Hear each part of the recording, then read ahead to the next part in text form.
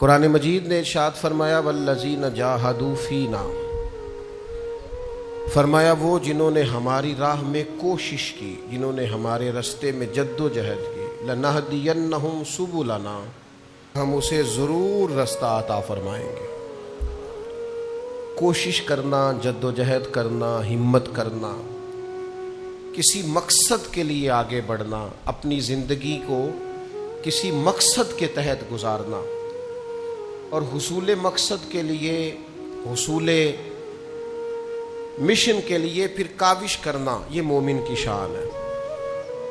ہاتھ پہ ہاتھ دھرے بیٹھے رہنا اور کہنا کوئی نگاہ کرم ہو جائے، کوئی فضل ہو جائے، کوئی کسی طرح سے کوئی خزانہ میرے ہاتھ آ جائے، تو یہ وہ سوچ ہے جو آپ کو مزید کاہل کر دے، مزید آپ کو لے جائے گی اس رستے میں جو رستہ ناکامیوں کا رستہ ہے۔ آپ فضل کا انتظار ضرور کریں، نگاہ کرم کا انتظار ضرور کریں، لیکن جد و جہد بھی تو کریں، کوشش بھی تو کریں، اس رستے کا تعین بھی تو کریں۔ اس آیت کی تفسیر میں ہمارے مفسرین کرام نے بڑی خوبصورت باتیں بیان کی ہیں۔ فرمایا والذین جاہدوا فینا، وہ جنہوں نے ہمارے رستے میں جد و جہد کی، لنہدینہم سبلنا، ہم ضرور انہیں اپنے رستے کی طرف ہدایت دیں گے۔ تو فرماتے ہیں جو علم کے لیے جد و جہد کرے گا نا، اللہ اسے علم بھی ضرور عطا فرمائے گا۔ اور فرمایا جو شخص توبہ کرے گا، اللہ تبارک و تعالی اسے اپنے فضل سے معافی بھی ضرور عطا فرمائے گا۔ اور جو شخص نیکی کے لیے مخلص ہو جائے گا، اللہ تعالیٰ اسے اس کی نیکیوں کا بھرپور اجر بھی عطا فرمائے گا۔ اور جو میدان میں نکلے گا، کفر کے خلاف لڑے گا، اس کی تو ہر دو صورتوں میں کامیابی ہی کامیابی ہے۔ جیت کے لوٹ آئے تو مجاہد اور غازی ہیں، اور اگر اسی رستے میں اللہ کے حضور حاضر ہو گئے تو شہید ہیں۔ تو آپ کوشش جاری رکھیں، جد و جہد اپنی زندگی میں کوئی بھی مقصد اپنے ہاتھ لگائیں، پھر اس کے لیے کاوش کریں اور بھرپور جد و جہد کریں، بے مقصد زندگی نہ گزاریں۔ آپ کو پتہ ہے بعض دنیاوی چیزوں میں بعض لوگ الجھ کے رہ جاتے ہیں، کیوں؟ ان کا کوئی مقصد نہیں ہوتا زندگی کا۔ بعض لوگوں کو شہرت کی بڑی عجیب و غریب قسم کی ہرس ہوتی ہے، وہ سارا وقت اپنا ضائع کر دیتے ہیں، نہ عبادت، نہ روحانیت، نہ تقویٰ، نہ کوئی کسی قسم کی باطنی کیفیات۔ بس میں بھی ہوتا ہوں، میرا بھی ایک نام ہوتا ہے، ساری زندگی ضائع ہو گئی۔ اپنے لیے کوئی بہترین مقاصد تلاش کریں۔ آپ کے یہ جو چھوٹے موٹے جھگڑے ہوں گے، زندگی کے مسائل ہوں گے، یہ ویسے رستے میں رہ جائیں گے، آپ کو محسوس ہوگا یہ ہے ہی نہیں۔ لوگ جد و جہد کرتے تھے، صحابہ چلتے تھے، میلوں کا سفر، مہینوں کا سفر ہوتا تھا، پیروں میں چھالے پڑ کر ٹوٹ جاتے تھے اور زخم بن کر ٹھیک ہو جاتے تھے، پر ان کا سفر جاری رہتا تھا۔ بڑے زخم لگے، بڑے زخم ٹھیک ہوئے، پر وہ سفر جاری ہے۔ اپنے مقاصد کا تعین کریں۔ ایسا نہیں ہوتا کہ سارے رستے ہموار ہی ہوں، پہاڑی رستہ بھی ملتا ہے۔ ایسا نہیں ہوتا کہ سب رستوں کے اندر سڑکیں ٹھیک ہی بنی ہوں، ٹوٹے رستوں سے بھی گزرنا پڑتا ہے۔ ایسا نہیں ہوتا کہ ہر جگہ طبیعت آپ کی ٹھیک ہی ہو، بیماری اور تکلیف کے وجود کے ساتھ ہی آپ کو آگے بڑھنا ہے۔ پر شرط یہ ہے کہ کوئی مقصد دل میں ہو، کوئی لگن ہو، کوئی تڑپ ہو، کوئی خاص مقام ہو، آپ کا کسی طرف بڑھنے کا ذوق ہو۔ میں دیکھتا ہوں ہمارے ہاں بہت سارے لوگ ہیں دینی دنیاوی کام کرنے والے، لیکن کوئی خاص مقصد نہیں ہوتا، اس کے پیچھے کوئی ترجیحات بڑی نہیں ہوتی، اس کے پیچھے ان کے کوئی بہت بڑا فلسفہ کار فرما نہیں ہوتا، بس رسم کی طرح ہے، میلاد آیا ہے تو کرنا ہے، محرم آیا ہے تو منانا ہے، اور اگر کوئی اور دینی دنیاوی ایونٹ آیا ہے تو وہ گزارنا ہے، لیکن اس کے جو بھرپور مقاصد ہیں ان مقاصد کی طرف ان کی توجہ نہیں ہوتی۔ میلاد صرف ربیع الاول میں نہیں ہوتا، حضور کا ذکر تو سارا سال ہونا چاہیے، سیرت کا باب تو ہر وقت کھلا رہنا چاہیے، انسان کو تو ہر وقت کوشش کرتے رہنا چاہیے، کچھ نہ کچھ حضور کا دین پھیلانے کی اس کے اندر طلب ہر وقت ہونی چاہیے۔ امام حسین کا پیغام صرف 1 سے 10 محرم تک نہیں ہے، یہ آج جو کچھ پوری دنیا میں ہو رہا ہے، اور جو جس طرح اسرائیل دندناتا پھر رہا ہے، یہ ساری یزیدی سوچے ہی تو ہے جو کچھ آج پوری دنیا میں ہو رہا ہے۔ اگر ہم نے اپنے بچوں کو صحابہ کی وہ جد و جہد سکھائی ہوتی، امام حسین کا فلسفہ بتایا ہوتا، تو کبھی بھی ہمیں کسی اور ڈبیٹ کی ضرورت نہ رہتی۔ یہ خود بخود بتاتے ہیں کہ اصل حق کیا ہے، اصل میں آگے بڑھنا کس طرح سے ہے۔ لیکن ہم نے سمجھا ہے کہ 4-5 دیگوں سے امام حسین کا ذکر مکمل ہو جاتا ہے، ایسا نہیں ہے۔ تو ایک مقصد حیات، پھر اس مقصد کے تحت ضروری نہیں کامیابی بھی ملے، یہ بھی ضروری نہیں کہ آپ جیت کے ہی سوئیں۔ ہر آدمی کا جیتنا ضروری نہیں ہوتا، لڑنا ضروری ہوتا ہے۔ 14 صحابہ بدر میں شہید ہو گئے تھے، انہوں نے تو مکہ فتح ہوتے نہیں دیکھا، لیکن فتح مکہ میں سب سے زیادہ کردار ان 14 لوگوں کا ہے جو بدر میں شہید ہوئے۔ وہ کامیابی کی پہلی سیڑھی بنے تھے۔ جو 70 صحابہ احد میں شہید ہو گئے تھے، انہوں نے مکہ فتح ہوتے نہیں دیکھا میرے دوستو۔ انہوں نے وہ بلندیاں، وہ عروج، وہ بڑے بڑے مال غنیمت کے ڈھیر انہوں نے نہیں دیکھے۔ جو اسلام کے پاس بعد میں قوت آئی، دولت آئی، وسائل آئے، وہ انہوں نے نہیں دیکھے۔ لیکن حضرت امیر حمزہ کا خون کبھی اسلام میں بھلایا نہیں جا سکتا، حضرت عبداللہ بن جہش کی دعائیں بھلائی نہیں جا سکتی، حضرت سعد بن معاذ کا جذبہ بھلایا نہیں جا سکتا، حضرت مصعب ابن عمیر نے اس طرح جان قربان کی تھی کہ آخری وقت کفن بھی پورا موجود نہیں تھا۔ تو کیا بھلائے گی تاریخ ان لوگوں کو؟ اسلام کا جھنڈا پورے طور پر پوری دنیا میں اس طرح سے لہراتا بظاہر نہیں دیکھا، لیکن ان کی قربانیاں بھلائی جا سکتی؟ تو کوئی مقصد تو بنائیں، کوئی فلسفہ تو بنائیں، کوئی آپ خیال تو کریں۔ میرے پاس دوست آتے ہیں، مجھے کہتے ہیں 22 سال سے محفل کرا رہے ہیں، 23 سال سے۔ میں پوچھتا ہوں نتیجہ، کسی چیز کا کوئی رزلٹ تو ہونا چاہیے نا، میری بات سمجھ رہے ہیں؟ ہم نے مدرسہ بنایا ہے تو ہم نتیجہ دے سکتے ہیں۔ اللہ کے فضل سے سینکڑوں بچے نام، ولدیت، گھر، ایڈریس سمیت میں بتاؤں گا جو یہاں سے حفظ کر کے گئے ہیں۔ میں آپ کو بتاؤں گا یہاں سے پڑھا ہوا بچہ آج کے دن جمعہ کہاں کہاں پڑھا رہا ہے۔ کسی چیز کا کوئی نتیجہ بھی تو ہوتا ہے نا۔ آپ رزلٹ بھی، میں اپنے دوستوں سے کہتا ہوں کہ اگر یہاں روز خرچ ہوتا ہے تو اس کا نتیجہ بھی ہمیں چاہیے۔ جو لوگ نیرا خرچ کرتے ہیں، نتیجہ نہیں نکالتے، وہ بڑی زیادتی کرتے ہیں قوم کے سرمایے کے ساتھ۔ تو آپ کوئی بھی کام زندگی میں کر رہے ہیں، اس کا کوئی نتیجہ، کوئی رزلٹ، کوئی آپ اس کا آپ بتائیں کہ کیا آپ نے قوم کو فراہم کیا۔ تو ایک تو مقصد نہیں ہوتا ہمارا، کوئی خاص مقصود نہیں، اور پھر یہ کہ اس کے بعد جو ہم محنت کر رہے ہوتے ہیں وہ با مقصد نہیں ہوتی، وہ بے مقصد محنت ہوتی۔ یعنی یہاں آج کل خبریں چلتی ہیں فلانا بندہ پیدل حج کرنے گیا، بڑی اچھی بات ہے، لیکن میرا خیال ہے یہ محنت بے مقصد ہے۔ اب پیدل حج کی ضرورت نہیں، اب آپ فلائٹ پہ بیٹھے اور 4 گھنٹے میں جائیں، پہنچ جائیں وہاں۔ اب آپ وہ کام کریں جس کا مقصد، میری بات کی سمجھ آ رہی ہے؟ وہ جی پاکستان سے پیدل چلا گیا، کیوں گیا جی پیدل؟ ہم تو یہاں سے گجرا والا پیدل نہیں جاتے، اور بڑے کام ہیں، اتنی دیر میں اور بڑا کچھ ہو جانا تھا، اور بڑی ڈیوٹیاں کر لینی تھی، اور بڑے سارے معاملات تھے جو ٹھیک کر لینے تھے۔ وہ ایک صاحب مجھے ایک دفعہ درویشی سنانے لگے، فلاں خطیب جو تھے ان کے پاس گاڑی نہیں تھی، تو میں نے کہا بھئی میرا تو گاڑی کے بغیر گزارا نہیں، اس لیے کہ میں آپ کے پاس چوتھی جگہ پہ آیا ہوں، تو اگر یہ گاڑی نہ ہوتی تو میں تو ایک ہی جلسے پہ جا سکتا تھا، اس سے اگلے والے پہ پہنچ سکتا۔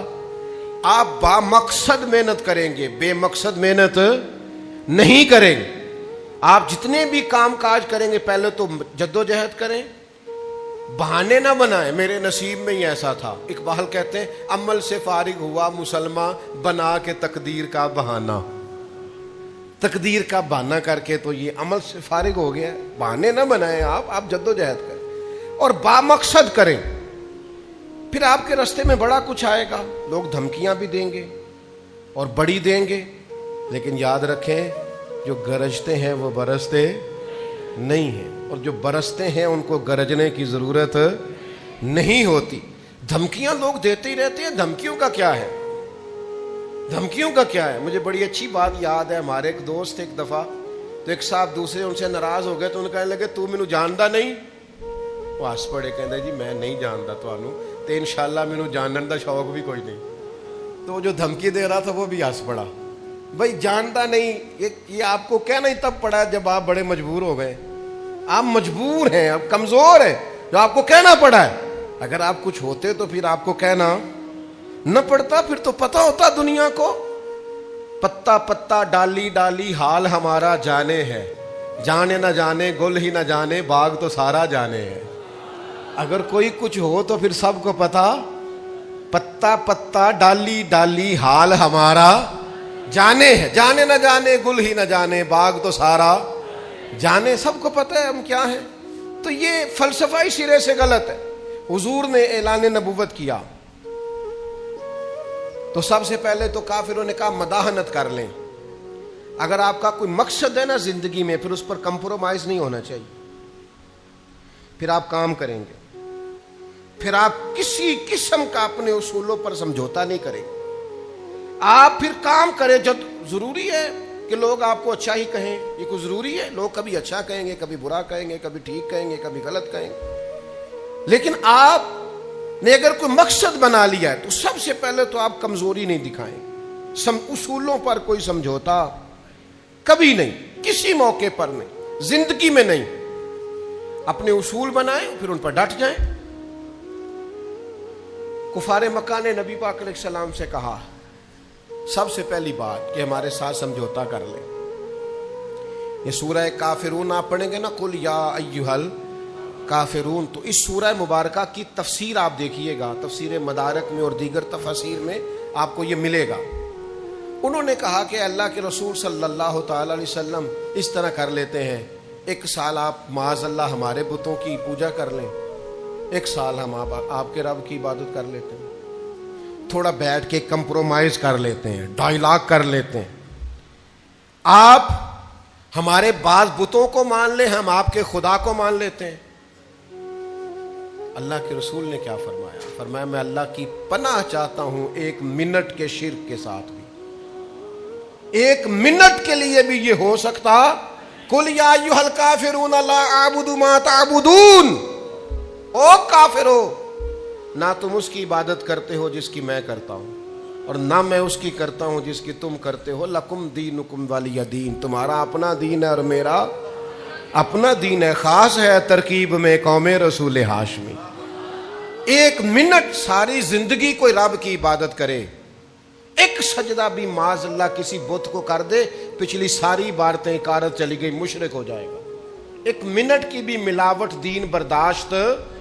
سمجھوتا کیسے کر لیتے ہیں لوگ اصولوں پر؟ نہ کریں سمجھوتا. آپ ذرا کھڑے ہونا سیکھیں، آپ تھوڑا ڈٹنا سیکھیں، آپ تھوڑا اپنا مورال بلند کریں.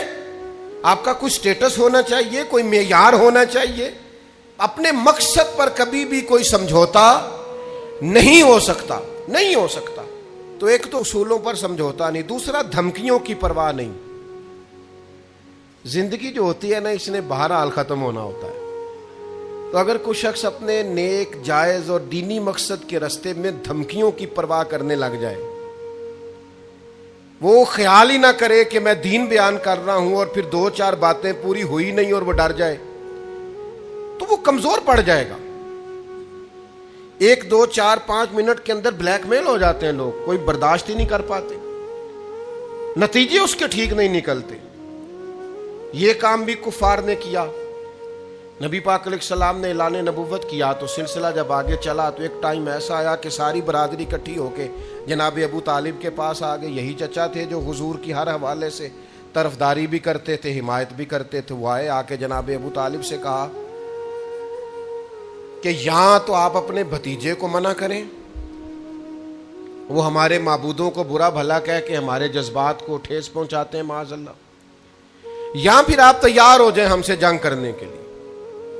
اور شدید انداز میں بات کی. جناب ابو طالب نے ایک دفعہ تو ٹال دیا، وہ دوسری دفعہ پھر آ گئے. آپ سے کہا تھا پر آپ نے بات نہیں کی. آپ دیکھ لیجئے، یہاں آپ حمایت چھوڑ دیں، ہم جانے وہ جانے. اور شدید دھمکی دی انہوں نے. جناب ابو طالب اب بوڑھے تھے، اور پھر یہ کہ ساری برادری، انہوں نے نبی پاک علیہ السلام کو بلایا، سرکار تشریف لائے تو کہا بھتیجے میں نے ہر موقع پر آپ کی مکمل حمایت کی ہے، میں ساری برادری کا بوجھ نہیں اٹھا سکتا، آپ اپنے قبیلے کے ساتھ بیٹھ کے بات کر لیں. اور وہ کہہ رہے ہیں کہ یہاں تو آپ باز آ جائیں، یہاں پھر جنگ ہوگی. تو یہ میرے رسول پاک علیہ السلام کا مقصد کے لیے عزم ہے.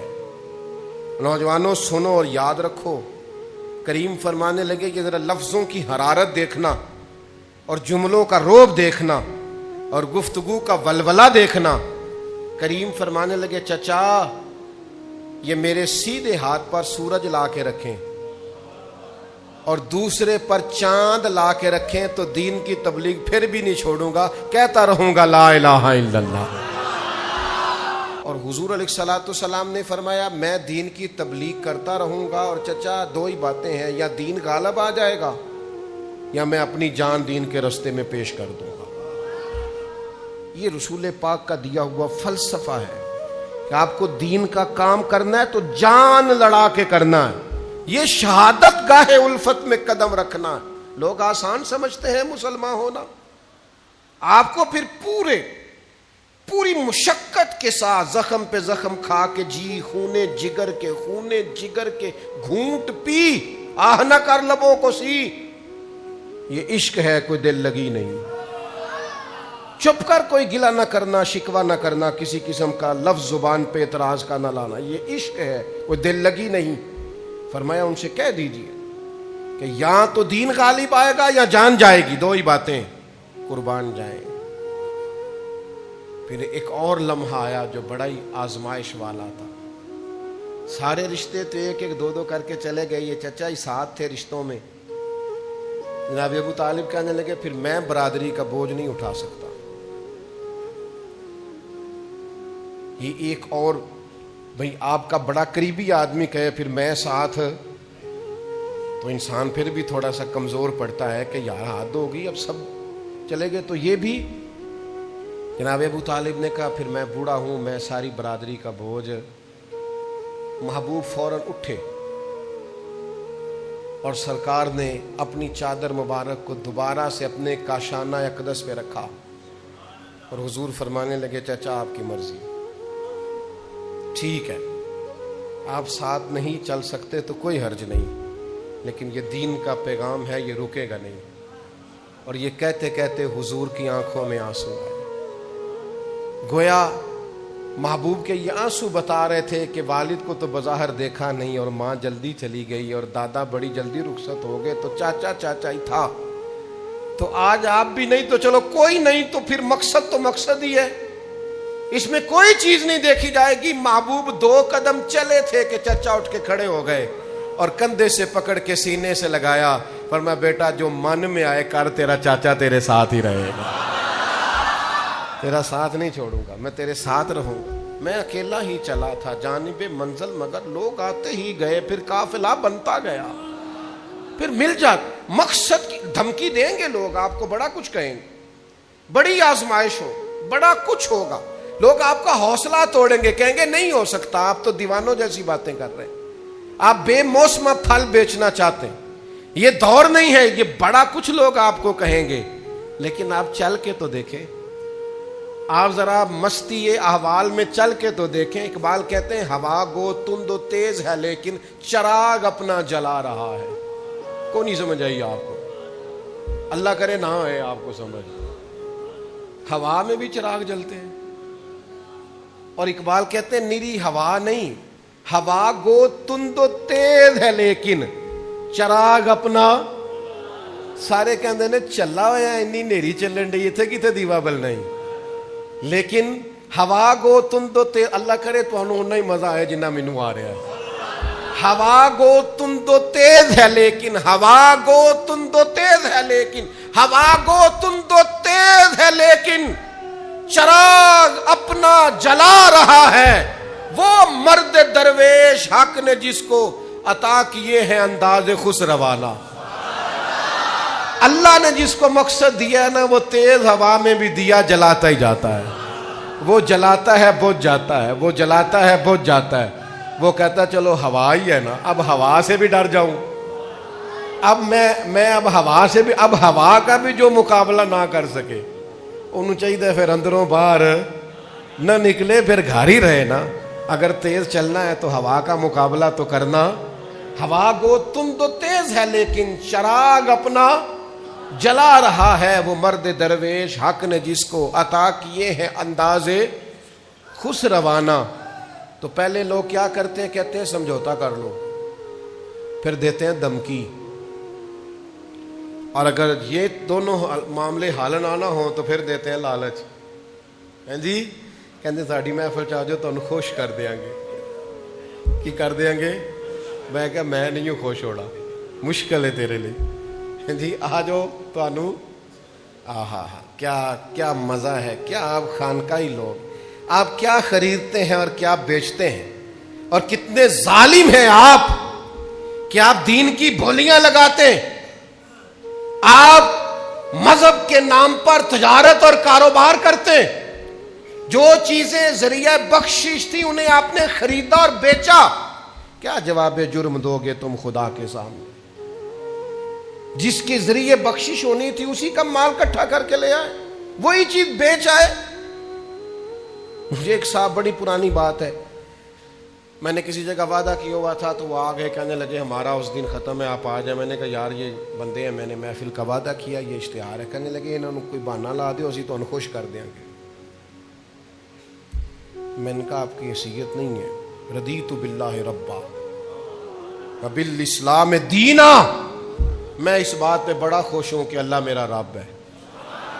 میں اس بات پہ بڑا راضی ہوں کہ اسلام میرا دین ہے. اور میں بڑا ہی راضی ہوں کہ محمد رسول اللہ میرے نبی اور رسول ہیں. اس سے زیادہ خوشی ہم نے کیا کرنی؟ آپ ہمیں کیا خوش کریں؟ جائیں اپنا راہ لیں. آپ کس طرح کی بات کرتے ہیں آپ نے سمجھے انہیں چیزوں کو. تو جب یہ کام نہیں بنتا بھی لوگ لالچ دیتے ہیں.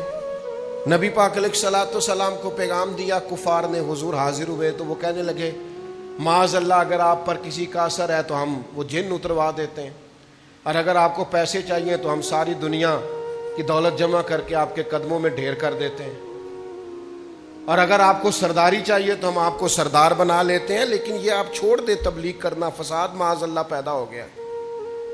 تو نبی پاک علیہ الصلوۃ والسلام نے فرمایا نہ سرداری نہ دولت, کرنی دین کی تبلیغ ہی ہے. اور کریم نے فرمایا دیکھو پہلے کہاں سمجھوتا کر لو, پھر کہا دھمکی سے ڈر جاؤ. اب یہ باتیں نہ بنی تو اب آ گئے سرمایہ لے کے. دولت لے لیں آپ, اقتدار لے لیں, کوئی کرسی لے لیں. ایک بہت بڑے بزرگ تھے ہمارے, ان سے ایک صدر نے کہا میں آپ کو وزیر بنانا چاہتا ہوں. انہوں نے کہا یہ ذرا ڈاڈا بولتے ہیں, تو ان کو کہا میں آپ کو وزیر بنانا چاہتا ہوں. تو وہ ہنس پڑے, کہنے لگے چلیا میں بادشاہ ہوں, بادشاہوں نے بھی کدی وزیر بنایا کسی؟ میں تے بادشاہ مانو وزیر, میں تے بادشاہ, تو مجھے جانتا ہی نہیں. میں اپنی حیاتی تو قربان تھی ماں, ساری محمد پکیندے گزر گئی. ہمیں تو جانتا ہی نہیں. میں بلبل خوش لہجائے گلزار نبی ہوں, میٹھی میری باتیں ہیں کیونکہ نمک خار نبی ہوں. وہ جانتے نہیں, آپ بادشاہ کو وزیر بنانے لگے. میرے پاس اتلا درجہ ہے اور تو مجھے نیچے لے کے آ رہا ہے. تو سمجھ لیجئے گا بات کو. اللہ کے حبیب علیہ السلام سے جب کہا نا بہت سارا مال دیتے ہیں, اقتدار دیتے ہیں, تو حضور علیہ السلام نے فرمایا بولو تم کس چکر میں پڑے ہوئے ہو بھولے بھالے لوگو. میں دین کی تبلیغ کروں گا, یا تو تم سارے کلمہ پڑھو گے یا پھر میرے رب کا فیصلہ آئے گا. اور پھر اللہ کا فیصلہ آیا. پھر اللہ کا فیصلہ اذا جاء نصر اللہ والفتح ورأیت الناس يدخلون فی دین اللہ افواجا. اللہ کی مدد آئی, فتح حاصل ہوئی اور فوجوں کی فوجیں دین میں داخل ہو گئی. میں آپ کی خدمت میں صرف یہ بات عرض کرنا چاہتا ہوں, مقصد حیات بنائیں, بیکار نہ بنائیں اپنے آپ کو. قیمتی وجود, قیمتی سانسیں, قیمتی زندگی خدا کے لیے اپنی زندگی سے تھوڑا سا موبائل کا ٹائم کم کریں, تھوڑی جان چھڑا لیں, اصل اور روح کی طرف واپس لوٹ آئیں, تھوڑا سا دنیاوی جھگڑوں سے نکل آئیں باہر, بس کر دیں. کوئی نہیں, اسی طرح لڑائیاں ہوتی تھیں. ہمارے دادا کے بھائی بھی جائیداد کے مسئلے میں اختلاف رکھتے تھے, ان کے بھائی بھی رکھتے تھے, ہمارے ابا کے بھائی بھی رکھتے تھے, ہم بھی رکھ رہے ہیں.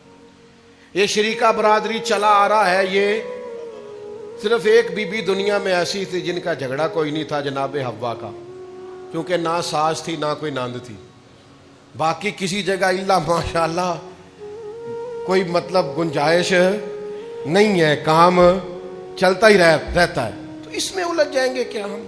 چیزیں چلتی، کوئی آپ کو اچھا کہے تو تیز نہیں دوڑنا، کوئی برا کہے تو روک نہیں جانا، کام کرنا ہے، جیسے جیسے بھی تعین کریں۔ نوجوانوں سے کہوں گا کہ زندگی